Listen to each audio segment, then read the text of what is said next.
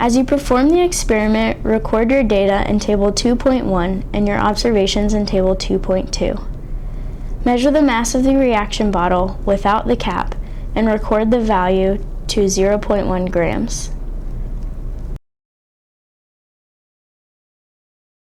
Measure out 150 milliliters of soybean oil using the graduated cylinder. Pour the soybean oil into the reaction bottle and record the mass of the bottle and oil to 0.1 grams. In Table 2.2, note the color of the soybean oil and how it behaves when poured.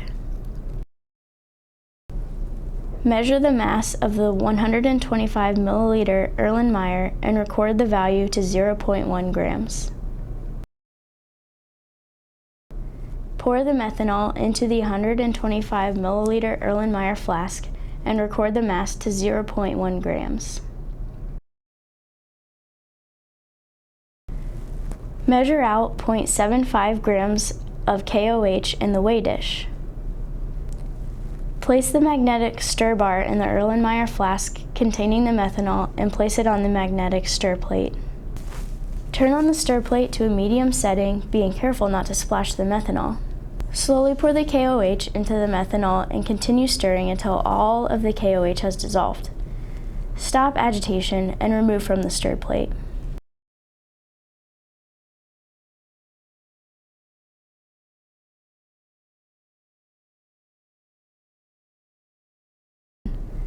Slowly pour the methanol and KOH mixture and the stir bar into the soybean oil, being careful not to splash. Note that there are two phases of liquid. Place the reaction bottle on the stir plate. Begin agitating by turning on the stir plate to a medium setting.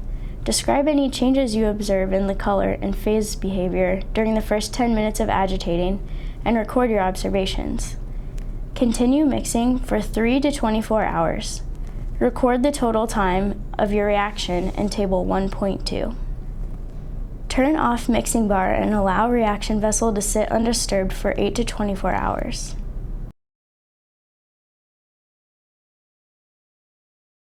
Examine the contents of the reaction vessel. Compare the color and appearance of the contents to the beginning reagents and record your observations in Table 2.2. Screw the cap onto the reaction vessel firmly, being careful to avoid squeezing the vessel when handling. While tilting the bottle to keep the dark glycerol layer at the bottom, squeeze the bottle to decant the glycerin layer. Release pressure on the bottle very slowly to avoid mixing the layers.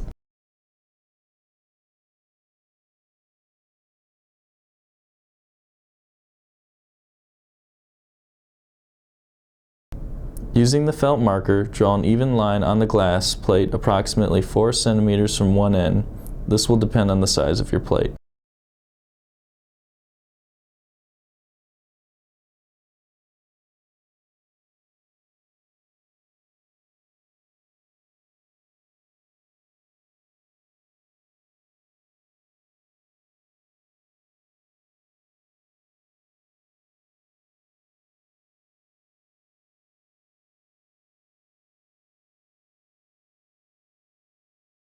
Following steps 1 through 4 in Figure 3.2, pay careful attention to the progress of the samples down the plate.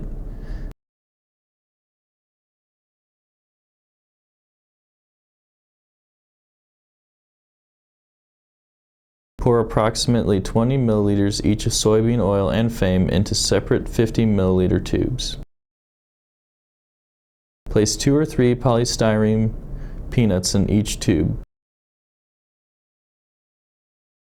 Replace the lids and shake both tubes.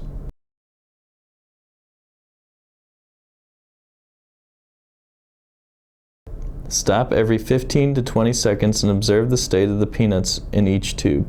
When the peanuts in one of the tubes becomes completely dissolved, stop shaking the tubes and answer the lab questions.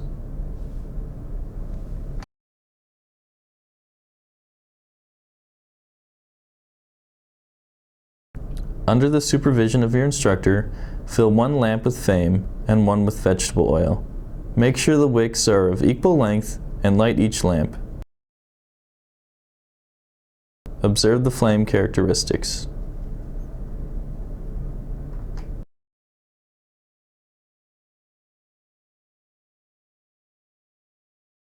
Add 2 to 3 medium-sized iodine crystals. Replace the lids on the tube and iodine bottle immediately.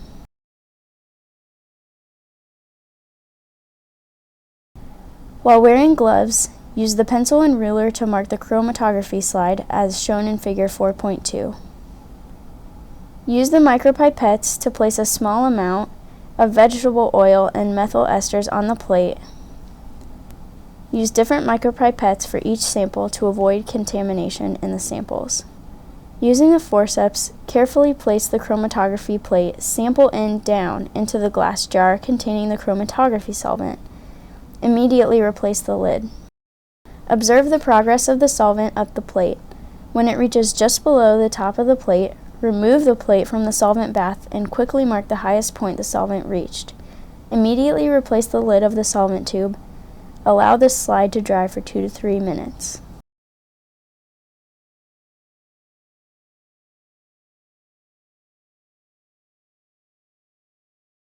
Take the dry slide and place it sample end down into the glass jar containing the iodine crystals. Be sure that you can observe the side of the slide on which you spotted the sample. Immediately replace the lid. Allow the slide to develop for 10 to 15 minutes. You should observe spots beginning to form like the ones in Figure 4.3. If spots are not clearly defined after 15 minutes, allow them to develop further. Pour diesel fuel into the empty tube up to the 40 milliliter mark. This will be the color reference tube.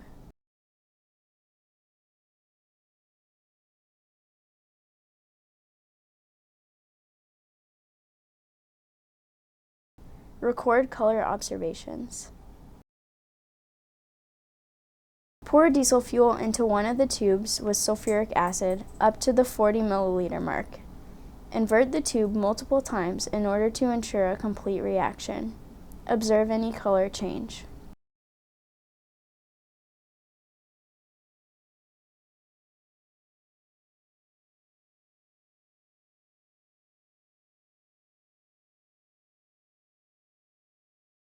Repeat step 3 with unknowns number 1 and again with number 2. Store the tubes at room temperature for at least 4 hours and do not mix or shake the contents during that time. This allows the precipitate in the solution to settle to the bottom, so the color of the liquid is more easily distinguished.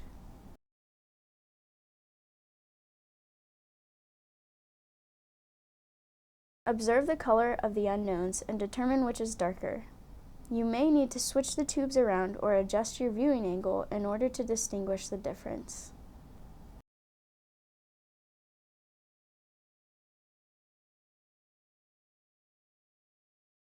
Measure out 5 grams of urea in a weigh dish.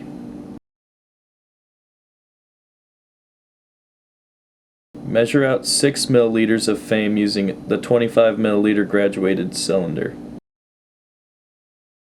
Pour the methanol into the 50 milliliter Erlenmeyer flask.